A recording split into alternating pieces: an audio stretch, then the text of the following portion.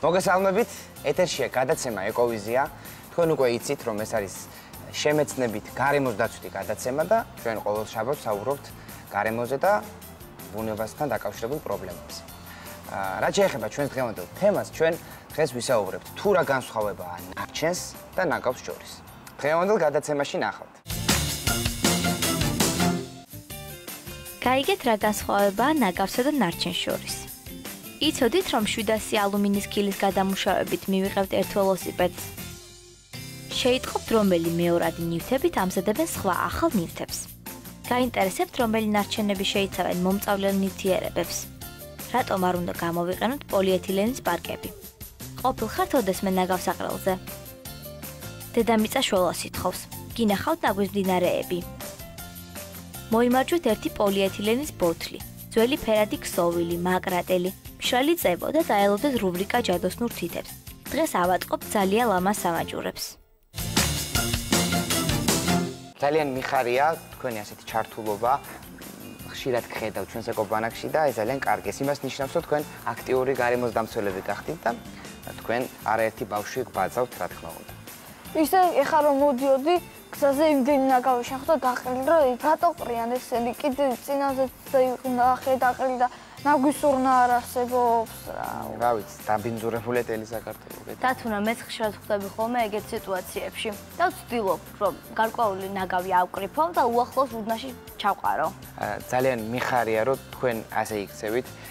ერთი ის, რომ არ ანაგვიანებთ გარემოს და მეორე, უკვე დაბინძურებულს მიდიხართ და ასუფთავთ. ეს არის ნამდვილად საამაყო აქციები.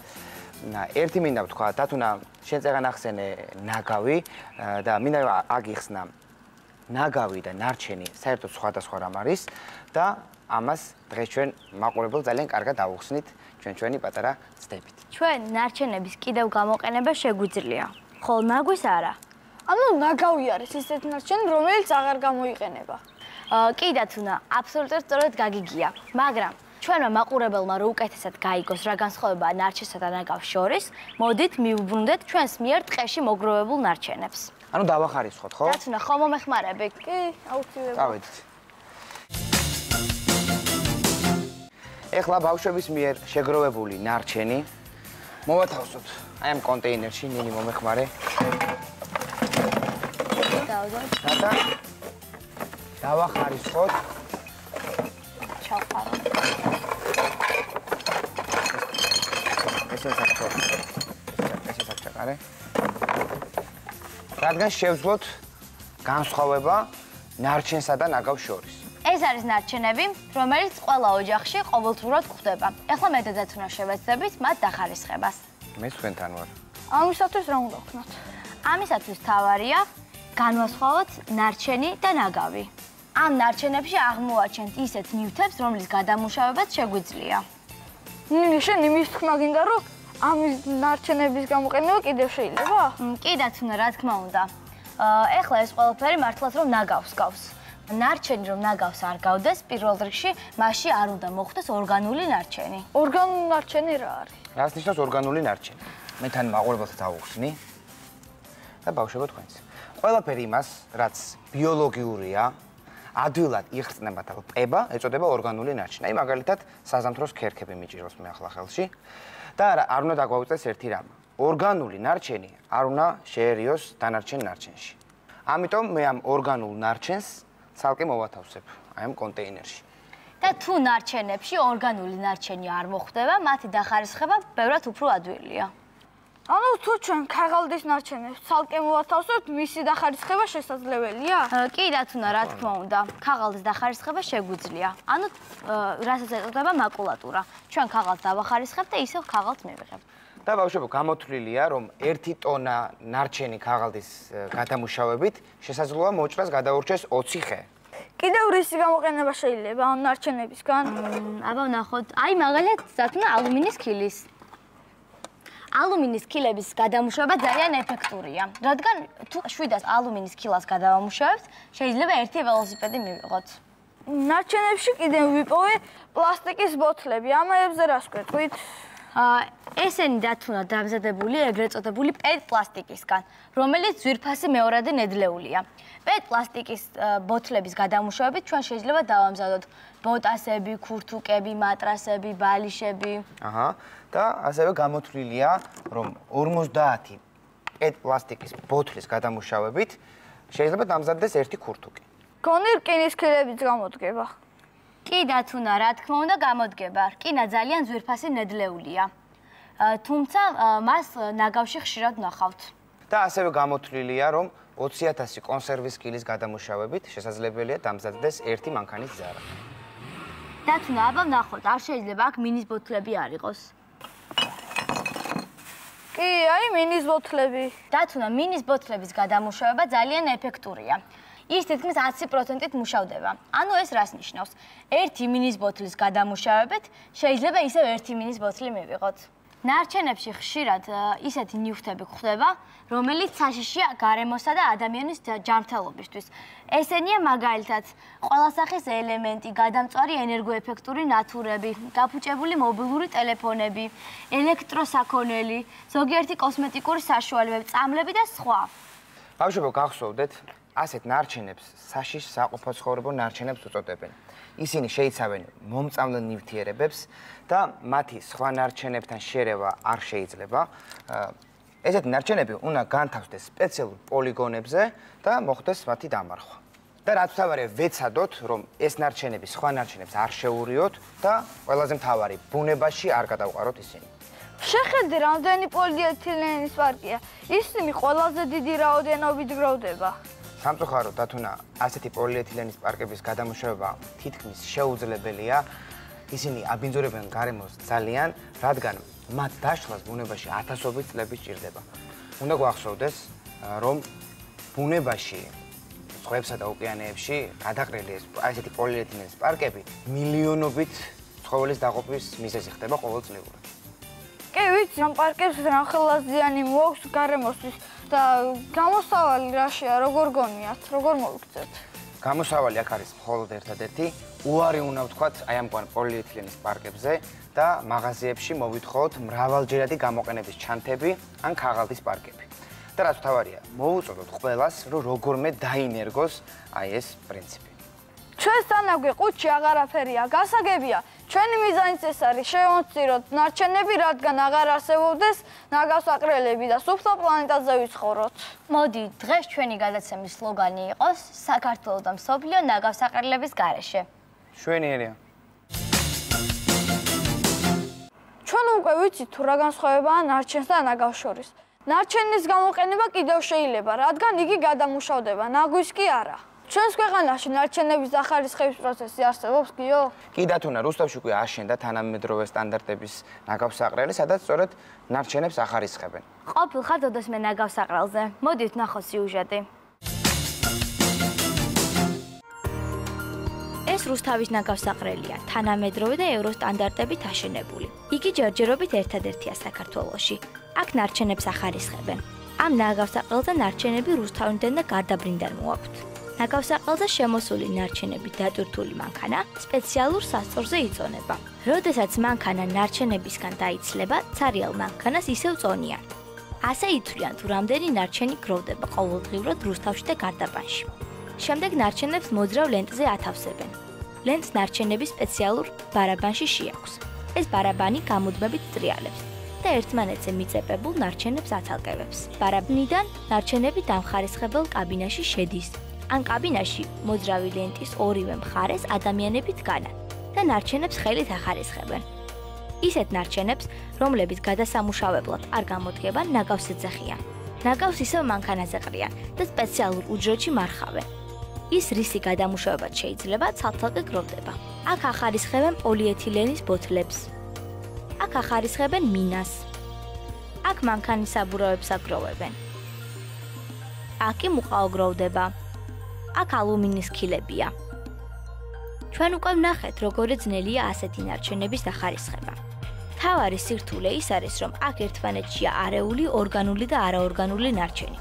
ორგანული ნარჩენი დანარჩენ ნარჩენებს ძალიან აბინძურებს, რადგან ის გაფუჭებული პროდუქტისგან შედგება და ცუდი სუნი აქვს. ამის გამო ხშირად ბევრი ისეთი რამბრისი გადამუშავება შესაძლებელი იქნებოდა, იმდენად არის დასრული და დასველებული, რომ გადასამუშავებლად აღარ გამოდგება. შევიტანოთ ჩვენი წვლილი ნარჩენების და ხარისხების საქმეში. თუ ჩვენ დავიწყებთ ერთი მარტივი ნაბიჯით და საჭმლის ნარჩენებს არ შევურევთ სხვა ნარჩენებში, ამით ძალიან შევამცირებთ ნარჩენების რაოდენობას. დავიწყოთ ყველამ ერთად, ჩვენ გვჯერა, რომ ამას შევძლებთ. რა სიტყვით, აბა მე მგონი საინტერესო სიუჟეტი გამოვიდა. მე პირადად ძალიან მომეწონა სიუჟეტი. წარმოადგენაც არ მქონდა, რომ საქართველოში სადმე ხდებოდა ნარჩენების გადახარისხება. წარმოიდგინოთ, რა სწრაფად იზრდება ჩვენს სოფლიოში მოსახლეობა. შესაბამისად, ადამიანები ყოველდღიურად უამრავ ნივთს მოიხმარენ. საბოლოოდ ეს ყველაფერი ნარჩენებად იქცევა და ჩვენს პლანეტაზე გროვდება. რა თქმა უნდა, თუნა, ეს ყველაფერი ნარჩენებად იქცევა და ეს ნარჩენები აბინძურებენ ნიადაგს, ჰაერს და წყალს, რომელიც საფრთხეს უქმნის ჩვენ ჯანმრთელობას და ასევე ცხოველებს და მცენარეებს. ამიტომ ადამიანები ფიქრობენ იმაზე, თუ როგორ შეამცირონ ნარჩენები. და მსოფლიოს წამყვანი ქვეყნის მეცნიერები, გარემოს დამცველები, პოლიტიკოსები შეთანხმდნენ, რომ თუ დროულად არ მიიღებენ ზომებს, მალე დედამიწა დაემსგავსება ერთ დიდ ნაგავს აღრელს. ამიტომ მოდით ნახოთ ვიდეო, თუ რა მდგომარეობაა სხვადასხვა ქვეყნებში ამ კუთხით.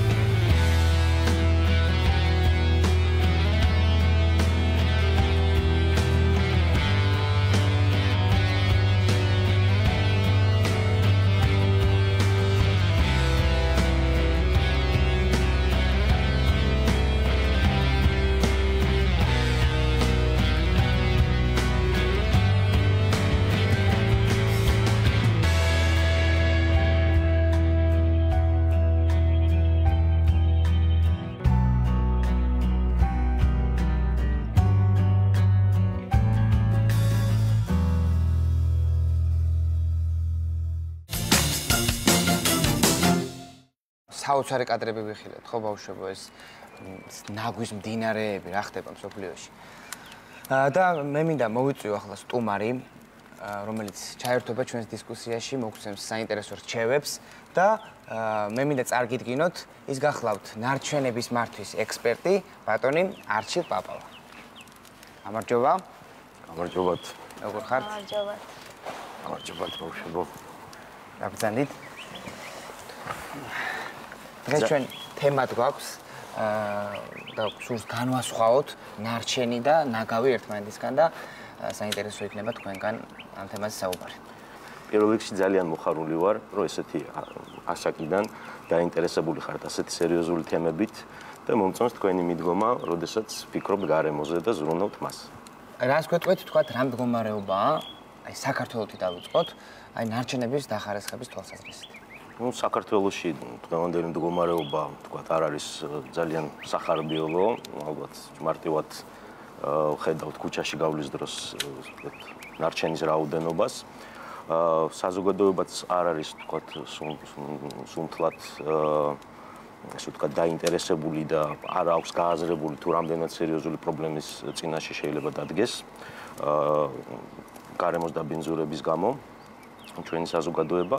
მაგრამ ამ ეტაპზე არის არაერთი საერთაშორისო ორგანიზაცია, ქართული ორგანიზაცია, რომელიც აქტიურად მუშაობს როგორც საზოგადოების ცნობიერების შეცვლაზე, ასევე კონკრეტულ ნაბიჯებს დგავს ნარჩენების. აი ჩვენი გადაცემაც სწორედ ამას ემსახურება, რომ როგორმე მოხდეს საზოგადოების ცნობიერების ამაღლება და ეს ყველაფერი დაიწყოს ბავშვობიდან.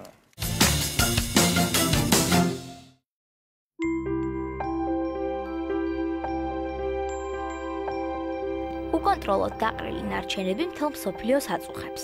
ამიტომაც გაეროს გარემოს დაცვითი პროგრამის ინიციატივით 1992 წელს საფუძველი ჩაეყარა ყოველწლიურ საერთაშორისო კამპანიას დავასუფთავოთ მსოფლიო.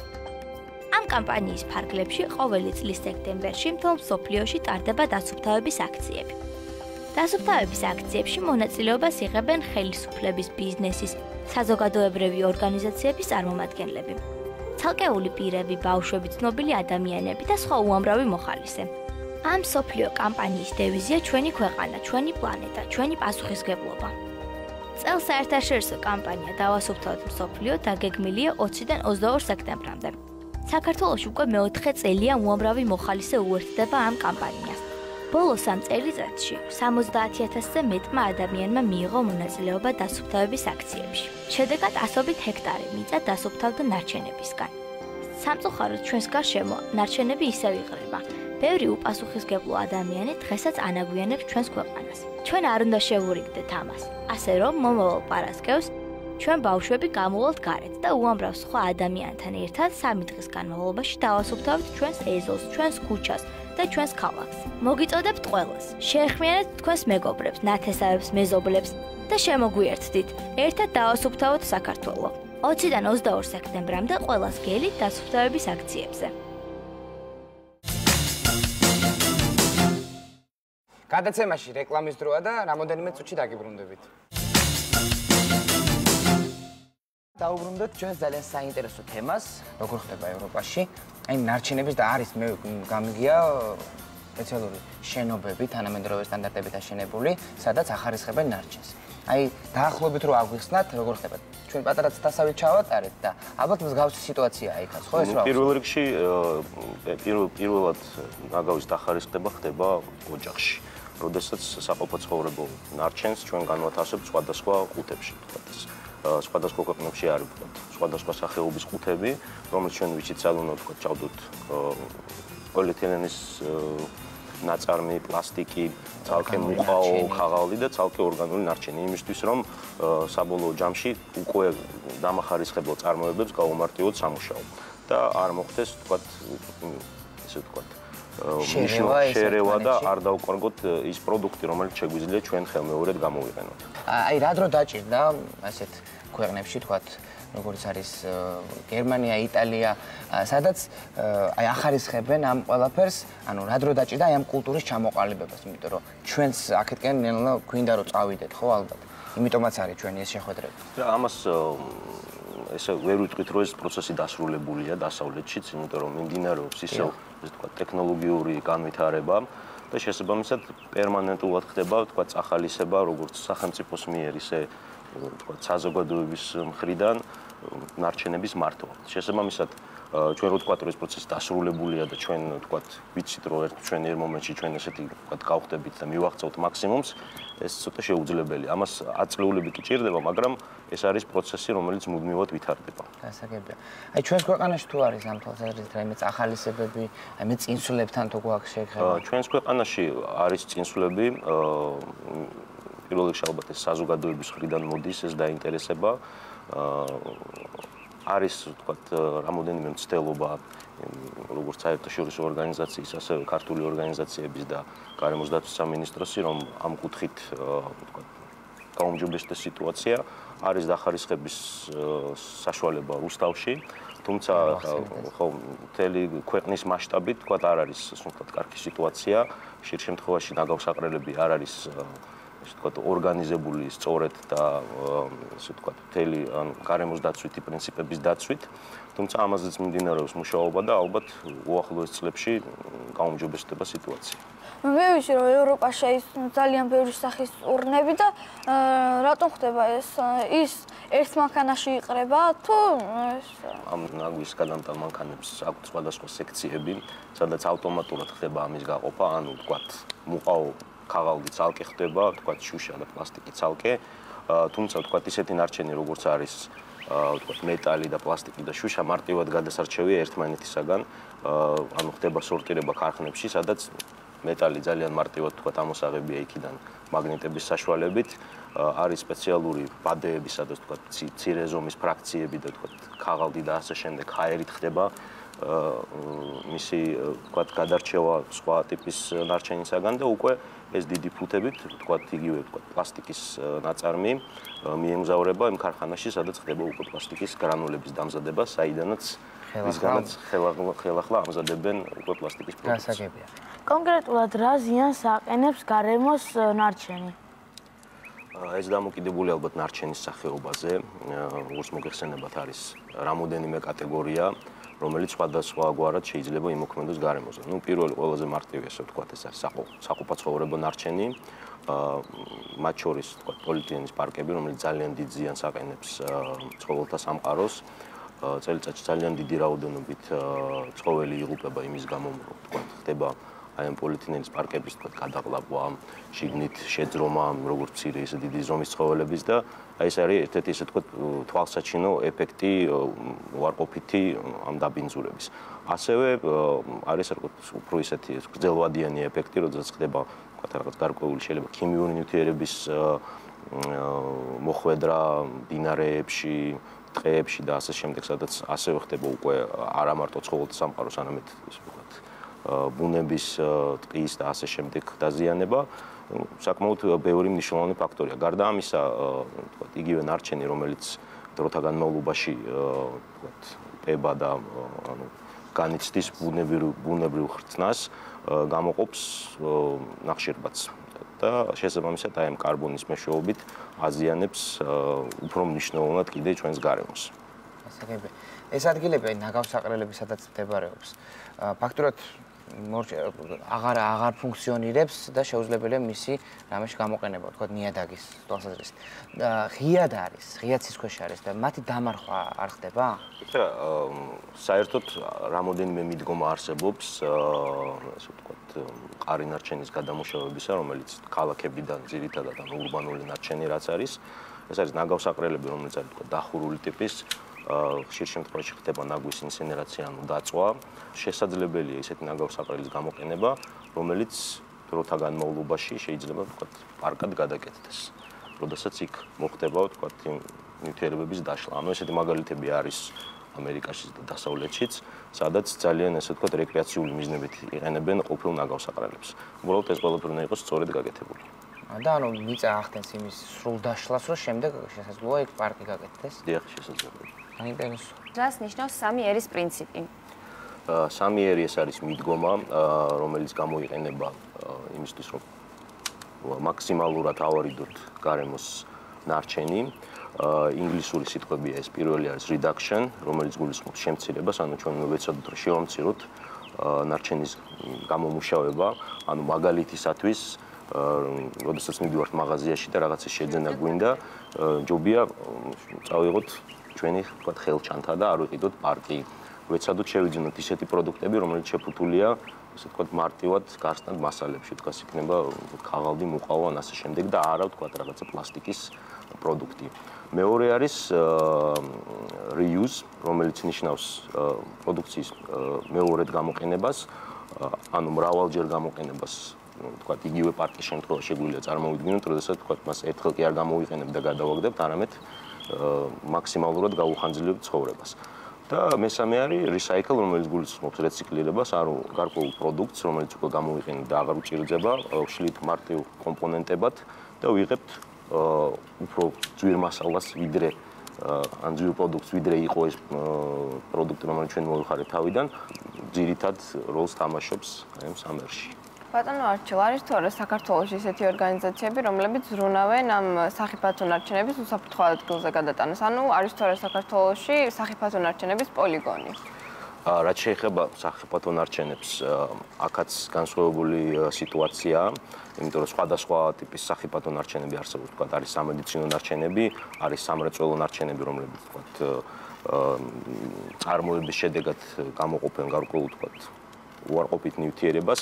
ამ შემთხვევაშიც არსებობს პრობლემები საქართველოში, იმიტომ რომ ხშირად ესე ვთქვათ, წარმოებებში არ ხდება იმდენად ვთქვათ, ნარჩენის დამუშავება და ხდება მისი ბუნებაში გაჟონვა, ესე ვთქვათ.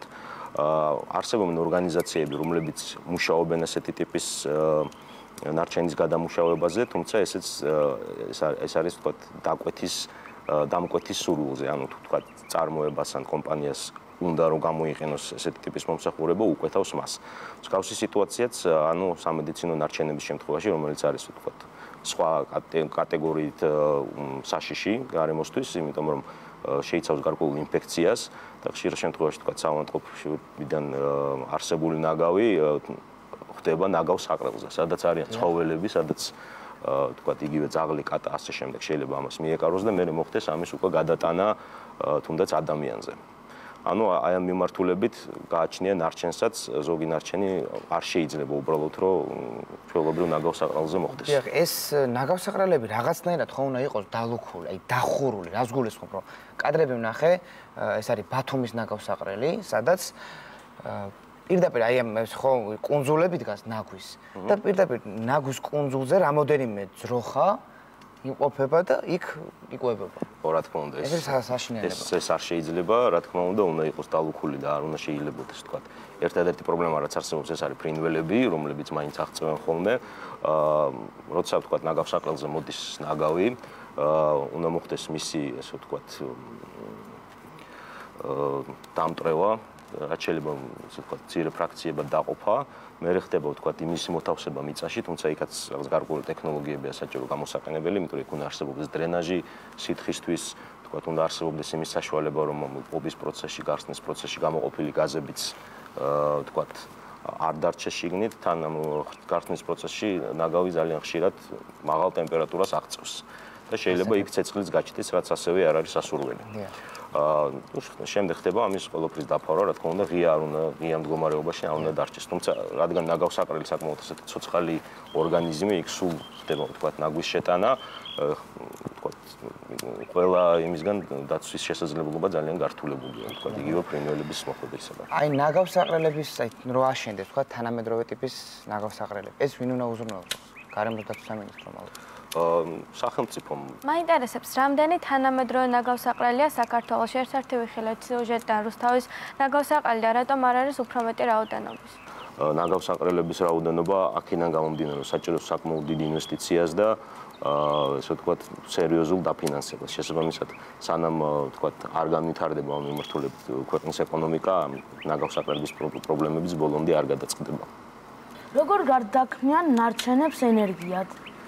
სხვადასხვა ნარჩენისგან შეიძლება სხვადასხვა ენერგიის მიღება. ერთ-ერთი მაგალითს მოგიყვებით, ეს არის მაგალითად ხის გადამამუშავებელი წარმოებიდან მიღებული ნარჩენი, ვთქვათ, ნახერხი, მცირე ზომის ნაფოტები და ასე შემდეგ.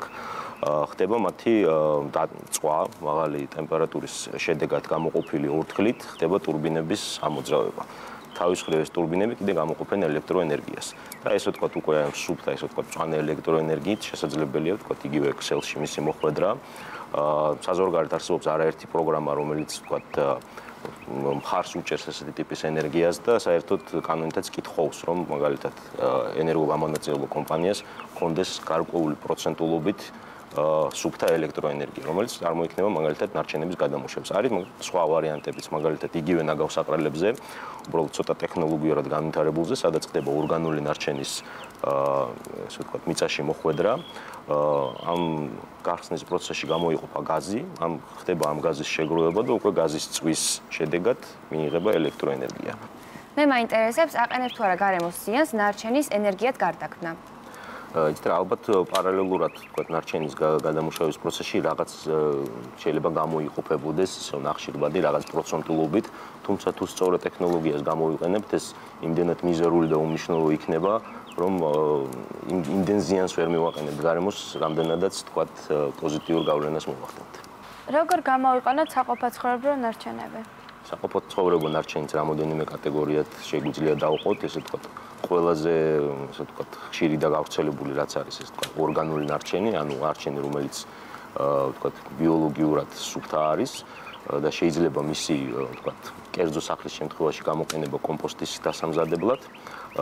კომპოსტი კიდე წარმოადგენს საკმაოდ საინტერესო, ესე ვთქვათ, მასალას სოფლის მეურნეობისათვის. შეგვიძლია ვთქვათ, ძალიან მარტივად კერძო სახლის პირობებში, ვთქვათ, ეზოში მოიწყოს ხუთი, სადაც მოთავსდება ყველა, ესე ვთქვათ, საკმაო პროდუქტის ნარჩენი. და მისი პერიოდულად არევით მორწყვით შეგვიძლია მივიღოთ, ესე ვთქვათ, მიწის მსგავსი ნივთიერება, რომელსაც დავამატებთ მიწაში და გავანაყიერებთ მას. მოდით ახლა ვნახოთ ჩვენი რჩევები თქვენთვის. ბუნებაში ნარჩენების დაშლა სხვადასხვა დროს ჭირდება. ამიტომ გირჩევთ, სანამ გარემოს ნარჩენებით დააბინძურებთ, კარგად დაფიქრდით. თუ რა ზიანი შეიძლება მიაყენოთ გარემოს, გახსოვდეთ, ნარჩენის ურნაში ჩაგდებას 4 წამი სჭირდება. ქაღალდის ხელსახოცი 2-3 კვირა. ბანანის ქერქი 3-4 კვირა. ქაღალდის პარკი 1 თვე. გაზეთი 1.5 თვე. ვაშლის ნარჩენი 2 თვე. ფორთოხლის ქერქი 6 თვე. შალის წინდა 1 და 5 წლამდე. რძის ქაღალდის ყუთი 5 წელი. სიგარეთის ნამწვი 5-დან 10 წლამდე. ტყავის ფეხსაცმელი 25-დან 40 წლამდე. ფენოპლასტის ჭიქა 50 წელი. რეზინის საბურავი 50-დან 80 წლამდე. პოლიეთილენის კონტეინერი 50-დან 80 წლამდე. ალუმინის ქილა 200-დან 500 წლამდე. ბავშვის ერთჯერადი საფენი 500 წელი. პლასტმასის ბოთლი 450 წელი. და ბოლოს პოლიეთილენის პარკი 200-დან 1000 წლამდე. მოდით ახლა ბავშვებო, ჩვენ ვისაუბროთ, რაღაც დასასრულისკენ წავიდეთ და თქვათ, რა გავიგეთ, რა მივიღეთ ჩვენი დღევანდელი საუბრით და ხვალ და ზეგ რაში გამოგვადგება ეს ყველაფერი, ეს ცოდნა. დღეს პირველად გავიგე, რომ რუსთავის თურმე საქართველოში არსებობს რუსთავის ნაგავსაყრელი. და მე მინდა მოუწოდო ადამიანებს, რომ რაც შეიძლება ნაკლებად მივაყენოთ გარემოს ზიანი და ჩვენი ესე იგი ნარჩენები უფრო შევამციროთ. მე არ ვიცოდი, რომ პოლიეთილენის პარკს სჭირდებოდა ამდენი ხანი გახსნისთვის და ისიც არ ვიცოდი, რომ თურმე ის ნიადაგს აყენებს ზიანს. და როგორც საშიშია, ხო? დღეს გავიგებ, რომ შეიძლება 1 ტონა მაკულატურის შეგროვებით გადავარჩინოთ 20 ხე, რაც ძალიან მნიშვნელოვანია ბუნებისთვის, რადგან ხეები გვაძლევენ ჟანგბადს. გავიგეთ, თუ რა განსხვავებაა ნარჩენსა და ნაგავს შორის, რომ ნარჩენი შეიძლება კიდევ რამოდენიმეჯერ გამოყენებადი გახდეს, რაც ნაგავს ნამდვილად არ ახასიათებს. ვისწავლეთ, აი ჩვენ თვითონ როგორ უნდა ვაკონტროლოთ, თქვათ, ნარჩენები, რომ იგი უნდა შევამციროთ და უნდა გამოვიყენოთ იგი სწორად. ეხლა კი ჯადოსნური თითების დროა. დღეს ჩვენ პოლიეთილენის ბოთლით და ძველი ლამაზით ნაჭრებით სამაჯურებს ავაწყობთ. ამისთვის დაგჭირდება პოლიეთილენის ბოთლი, მშრალი წებო, მაკრატელი, ძველი ქსოვილები, სასურველია ფერადი, შეარჩიეთ თქვენი გემოვნებით. დავიწყოთ გაკეთება. დავჭრეთ პოლიეთილენის ბოთლი თქვენთვის სასურველი სამაჯურის ზომებზე. გავშალოთ ქსოვილი, რომლის სიგრძეს უნდა იყოს დაახლოებით 50 სანტიმეტრი, ხოლო სიგანე 2 ან 3 სანტიმეტრი. ავიღოთ პოლიეთილენის ბოთლისგან გამოჭრილი რგოლი და ერთი ლენტი. ლენტს ერთ ბოლოში წავუსვათ მშრალი წებო და დავაფიქსიროთ პოლიეთილენის რგოლზე. ლენტის დარჩენილი ნაწილი წრიული მოძრაობით შემოვახვლეთ პოლიეთილენის რგოლს. აი ასე. თუ დაგვრჩება ლენტის ზედმეტი ნაწილი, მოვჭრათ მაკრატლით, ხოლო მეორე ბოლოთ მივაწებოთ რგოლის შიდა მხარეს. გადავდოთ გამზადებული სამაჯური და იგივე პრინციპით გავაკეთოთ სხვა სამაჯურები. დანარჩენი სამაჯურებით მზად არის. შეგვიძლია გავიკეთოთ ან მეგობრებს ვაჩუქოთ. ასე რომ თუ კი პოლიეთილენის ბოთლები დაგვიგროვდა, ურნაში გადაგდების ნაცვლად შეგვიძლია ლამაზი სამაჯურები გავაკეთოთ. ამით ჩვენ შევამცირებთ ნარჩენებს და დავეხმარებით გარემოს. მომავალ ჯადოსნურ თითებამდე.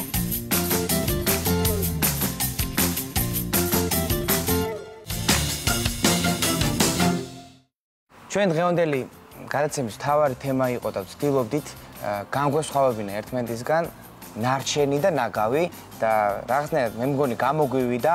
მადლობა კიდევ ერთხელ თქვენ, ბატონო არჩილ და მე დაგემშვიდობებით მომავალ შაბათამდე ტრადიციულად საინტერესო თემებით. კარგად იყავით.